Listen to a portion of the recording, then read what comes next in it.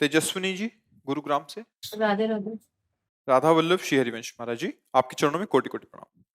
महाराज जी, मेरी भतीजी जिसकी 6 वर्ष की आयु है, जन्म से ही दिमाग के रोग से ग्रसित है, जिसकी वजह से सही से बोल चल नहीं पाती। बहुत से डॉक्टरों को भी दिखाया, इलाज चल रहा है। उसके कल्याण के लिए मैं नाम जप कर सकती हूँ, और नाम जप उसको समर्पित कैसे करूं? हाँ, समर्पण भगवान को किया जाता है और प्रार्थना कर दी जाती है तो वहाँ पहुँच जाता है। जैसे हम अपना पैसा किसी के यहाँ भी ट्रांसफर करना है तो बैंक में होता है ना, पहले सरकारी बैंक में, फिर उससे हम ट्रांसफर, तो सब रूपों में श्री भगवान ही है। तो जो हम नाम जप करें, जो साधन करें, जो तप करें, जो व्रत करें, पहले हम प्रभु को समर्पित करें, फिर हम प्रभु से प्रार्थना करें कि हे नाथ, आप करुणा करके इस जीव का कल्याण कर दीजिए।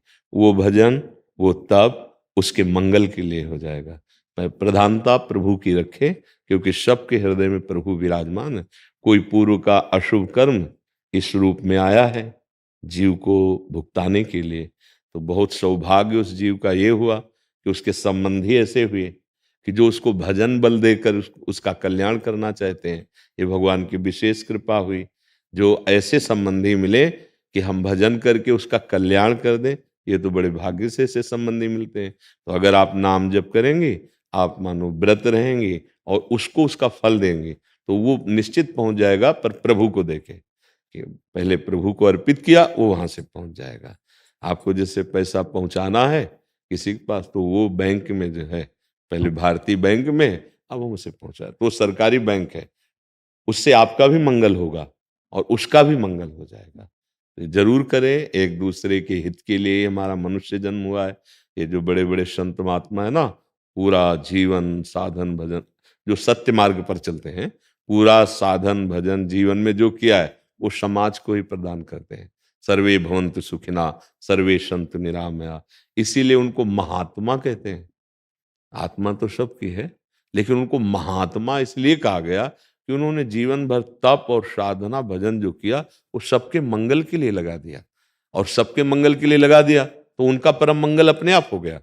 ये देखो भागवतिक मार्ग, जैसे आपने एक माला जपा और किसी को दिया, तो माला का भजन का फल उसे मिलेगा, लेकिन देने का फल तुम्हें मिलेगा। इसमें घाटा नहीं है।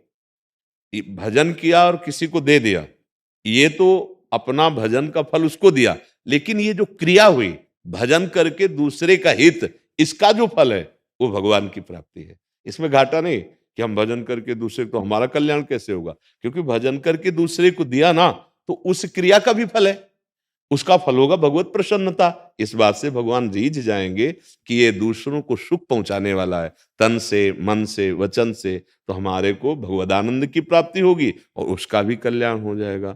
स्वार्थ बुद्धि नष्ट हो जाना, यही भजन है। ये जब तक स्वार्थ बुद्धि रहती है तब तक वास्तविक भजन नहीं होता। ये तो आप अपने संबंधी के लिए कर रहे हैं, लेकिन अगर यही विशाल हृदय हो जाए तो जगत के किसी भी प्राणी को दुखी देखकर हमारा मन यही कहेगा इसका कल्याण हो जाए, इसका मंगल हो जाए, इसका दुख मिट जाए। पर दुख द्रवै सो संत पुनीता, वही संत हृदय है जो दूसरों के दुख को मिटाने के लिए, देखो चाहे जैसी परिस्थिति संतों की हो, शरीर की कैसी भी, लेकिन वो संसार के हित के लिए ही अपना जीवन तो परमहंस श्री रामकृष्ण जी को यहाँ गले में कैंसर, डॉक्टरों ने मना किया कि आप प्रवचन नहीं कर सकते, आप बोल, तो उनका नहीं नहीं, ऐसा हो ही नहीं सकता। जब तक बोलने की सामर्थ्य है तब तक बोलेंगे, ये चाहे जितना फैल जाए, चाहे जितना। महापुरुषों के जीवन को जब देखे तो लगता है कि कितना भगवान की करुणा है कि हमें संतों का सानिध्य। भाई जी हनुमान प्रसाद पोद्दार जी, उदर में कैंसर। देखो ये जो बड़े बड़े महापुरुष होते हैं ना, इनकी एक प्रक्रिया होती है, ये दया से इतने द्रवित होते कि रीझ जाते हैं, और किसी को देखा कि ये इसका प्रारब्ध परमार्थ में नष्ट कर देगा, इसको परमार्थ से गिरा देगा, वो चुपचाप उसे ले लेते हैं, कोई जान नहीं। ऐसे महान महान पुरुषों के ऐसे अशुभ प्रारब्ध नहीं रह जाते, वो अपने लोगों के प्रारब्ध लेकर के और चैन से भोगते हुए उसको भगवत प्राप्ति हो, वो तो भगवान में स्थित है ही है, कोई दुख उन्हें छू ही नहीं सकता है। तो वो ऐसे कष्टप्रद शरीरों में भी साधन भजन लोक कल्याण ये करते रहते हैं। हमको शिक्षा मिलती है। हम लोग इतने स्वार्थी इतना स्वार्थ बन गया है कि राक्षसी बुद्धि होती जा रही, राक्षसी बुद्धि। दूसरे को भयानक पीड़ा देनी पड़े, ये राक्षसी बुद्धि तो ही है।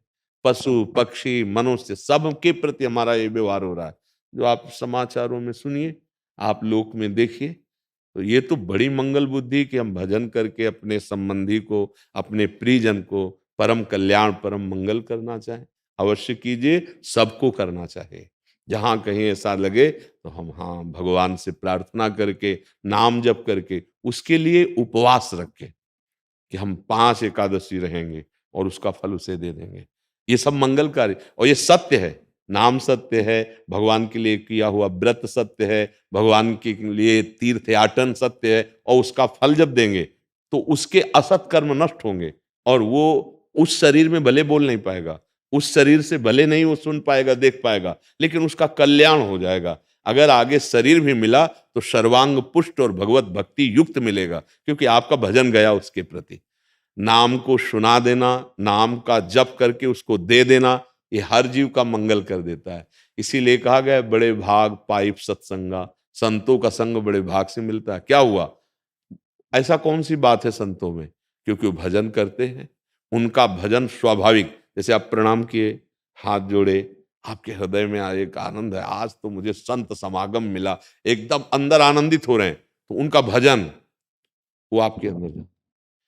संभाषण मात्र से छठवें भजन का हिस्सा चला जाता है, जिससे संभाषण किया जाता है।